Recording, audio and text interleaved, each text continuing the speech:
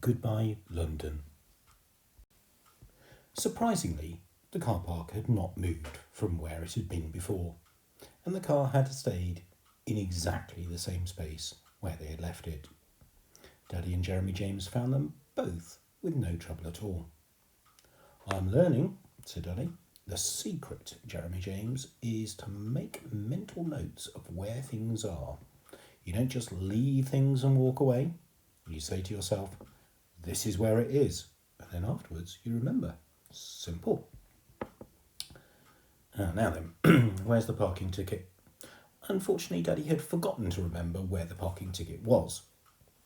He soon found where it was not.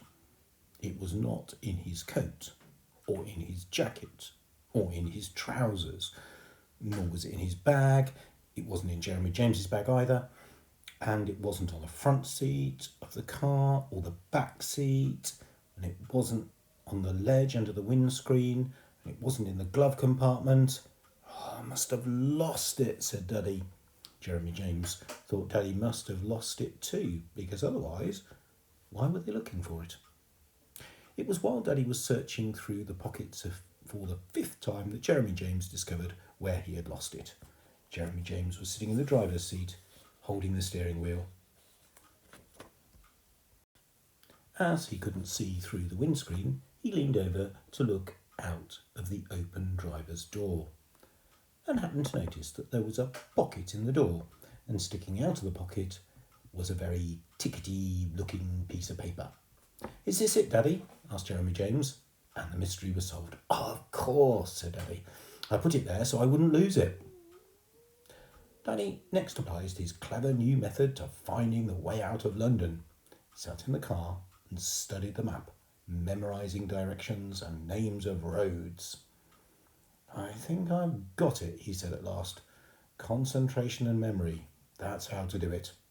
He strapped Jeremy James into his seat, started the car, and away they went, up the twisty tunnel, as far as the exit barrier. There Daddy paid something called a small fortune. The barrier rose, and they drove the rest of the way up to the street.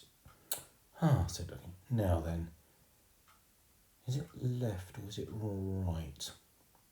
Daddy's clever new method led to the same result as his old method, and soon they were driving through whatever streets of London happened to be in front of them. Jeremy James was no longer interested in the streets of London, though. He was busy watching his old friend Diplodocus munching a mouthful of grass from a riverbank, while on the other side of the page, his old friend Tyrannosaurus was munching a mouthful of neck from a Gedosaurus. At least Jeremy James thought he was watching them. But twice he suddenly found his book of dinosaurs lying on the seat beside him. The first occasion was when he woke up just in time for some refreshments at the motorway service station. He was very good at waking up for refreshments. He was good at making them disappear too. His old friends Diplodocus and Tyrannosaurus could not have munched the egg sandwich or the chocolate fudge cake any more efficiently than Jeremy James did. On the second occasion, the car had stopped outside the house that he knew and loved better than any other house in the world. Mummy had already opened the front door and gave him a hug and a kiss as he bounded in. "Jem, Jem, ho, Lundy!" cried Jennifer, leaping up to her feet in the playpen and shaking the bars. "Jem, Jem, Lundy," said Christopher, sitting beside her. Going away was nice, but Jeremy James decided that coming home was even nicer. Then Mummy told him to go and have a wash, and he wondered if perhaps going away was nicer after all.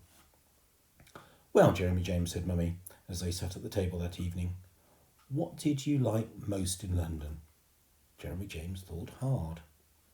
"The Dippy-Dopus," he said, and the bell tower, and Mrs. Robinson." "And what did you like least?" said Daddy. "The Prime Monster," said Jeremy James. "Oh, and breakfast." He told Mummy all about the things he and Daddy had seen and done, and the people they'd met. She laughed about the pigeon lady and Number Coo. She gasped at the story of the politicians and said tut tut tut about Timothy riding the dinosaur. She smiled at how Jeremy James had tried to get Mrs. Robinson a job, and he didn't tell her about dialing 999.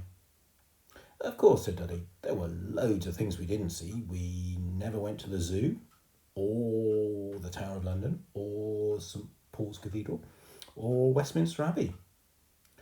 You need to spend at least a week to see all of the sights, said Mummy.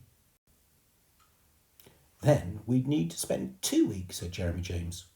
Why 2 weeks? Asked Mummy. 1 week to see them, said Jeremy James, and 1 week for Daddy to find them.